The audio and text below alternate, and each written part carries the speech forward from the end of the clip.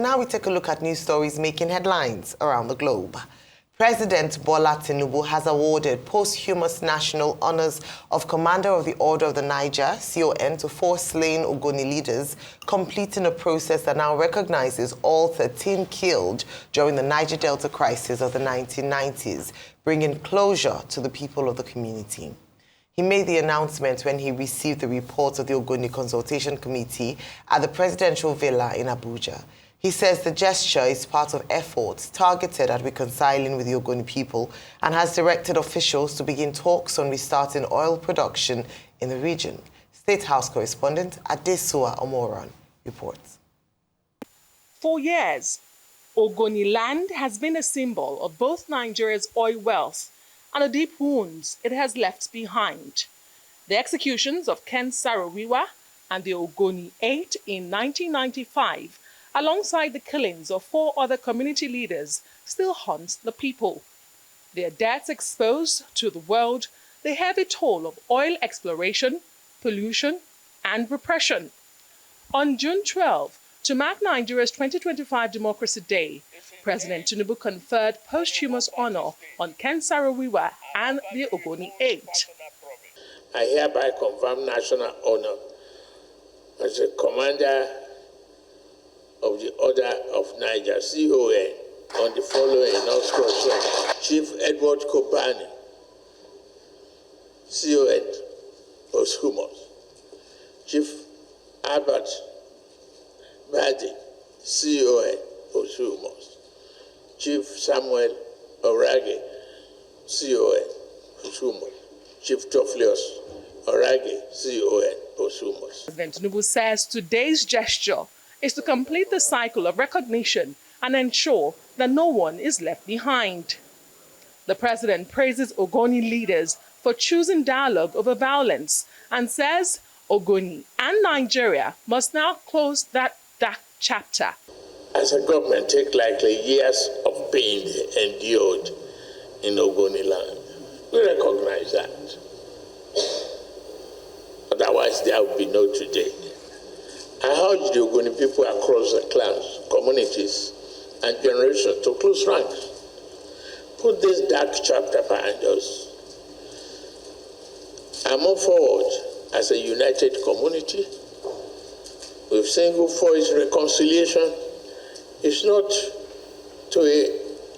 an erasure of history. It is the commitment to write the next chapter together with joy. I'm encouraged by the overwhelming consensus of the Ogoni communities to welcome the resumption of oil production under new equitable terms, resourceful commitment. Government will deploy every resource to support the Ogoni people in this march towards shared prosperity. He also directs officials to begin immediate talks with the community to start oil production with the integration of remediation programs. Professor Dan Baridam, who chaired the dialogue committee, said the report reflects the collective will of the Ogoni people. Consulted at the Ogoni Dialogue Committee, embarked on a most exhaustive and extensive consultation with Ogoni communities across the 4 local government areas and diaspora. While the National Security Advisor, Nuhu Ribadu, says the outcome could reshape the Niger Delta region. 30-something years of very unfortunate history. He righted now the wrongs. It was his instructions that we will carry out this dialogue, community engagement, talking with the people and getting to understand, to move forward. It has succeeded, like what you have seen today. We want to thank Mr. President. We want to thank him for so many other things that he is doing. For the families of those killed, the recognition carries deep emotion. And for activists, it's proof that non-violence can bring results. No matter what happens, no matter how long it takes, in the end, not only Ogoni will become a better place, but Nigeria as a whole is on the right path.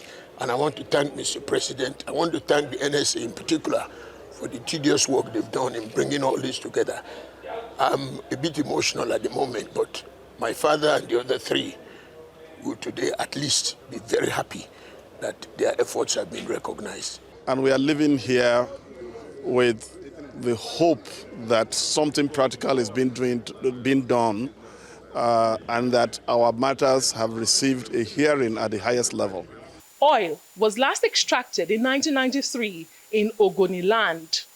The government promises that environmental remediation will go hand in hand with renewed oil production. But in a region where mistrust runs deep, many Ogoni people will wait to see whether promises made in Abuja finally bring justice to the Niger Delta.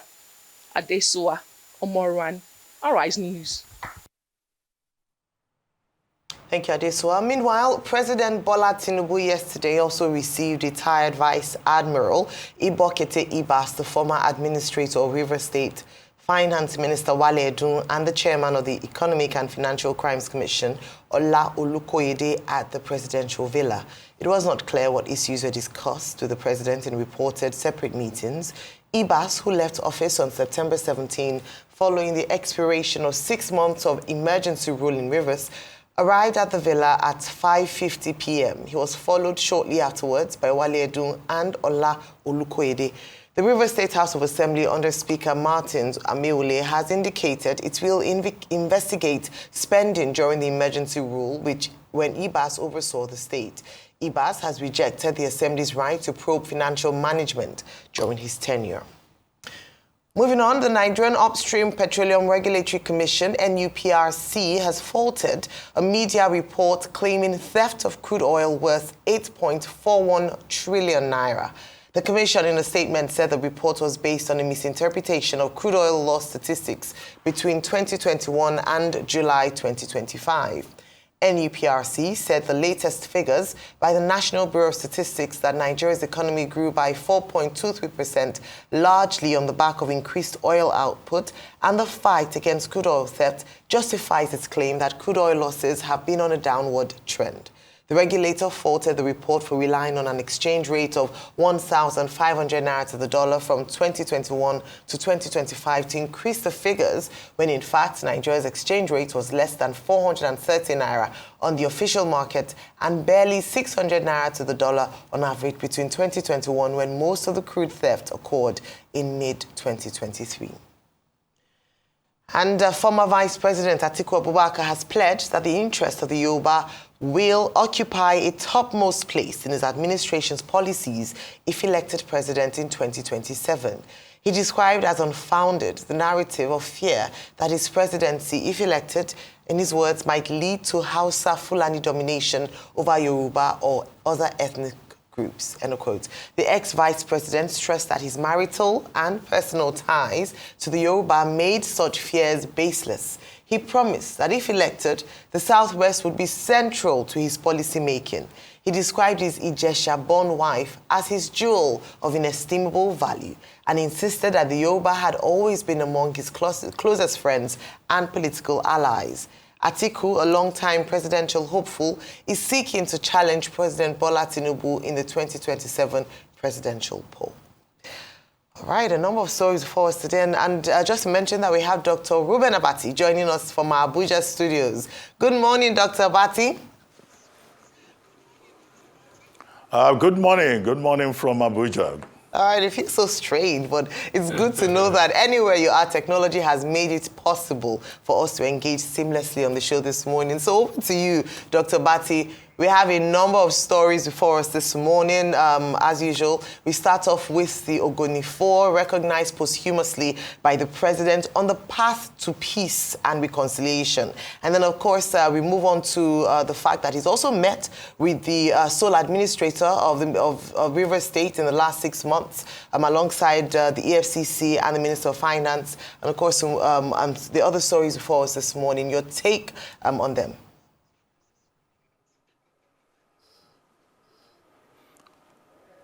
Okay, yes, I had that. Do you want me to go first? Yes, please. Go ahead. Please go first. Oh, okay, very good. Now, let me start with what former Vice President Atiku Abubakar purportedly said about what he intends to do if he's lucky enough to become president in 2027.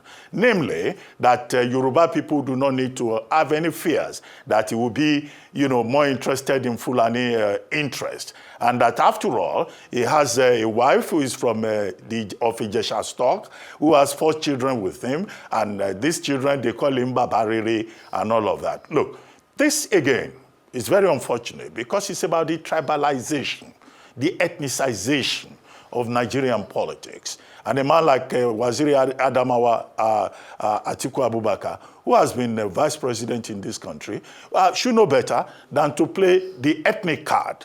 To start with, that ethnic card should not work. It must not work. It is unacceptable. To the extent that there are more serious issues on the basis of which, Waziri Adamawa Atiku Abubakar can engage with Nigerians. One, what Nigerians expect is not a president that will talk about where he comes from, where he married from. That's not the interest. The interest should be, what does he intend to do for Nigeria? There are many issues. One of the issues you have talked about this morning is oil theft. Does he have answers to that? Questions have been raised about NNPC Limited. Does he have any concrete ideas about what he wants to do in that regard? In the front page of the papers today, there's a report that, the Osun State government is protesting that there is an attempt by the Ministry of Finance to seek the president's approval to pay money belonging to the people of Osun State that have been held contrary to the rulings of the Court of Appeal and the Federal High Court, to pay it to politicians, APC politicians. Does he have an idea about that? So there are more, important things, insurgency, terrorism that, Waziri Adamawa can talk about. But to say my wife is from Yoruba land and my sons speak Yoruba, no, nobody is interested in that. In any case, he says he will defend Yoruba interests.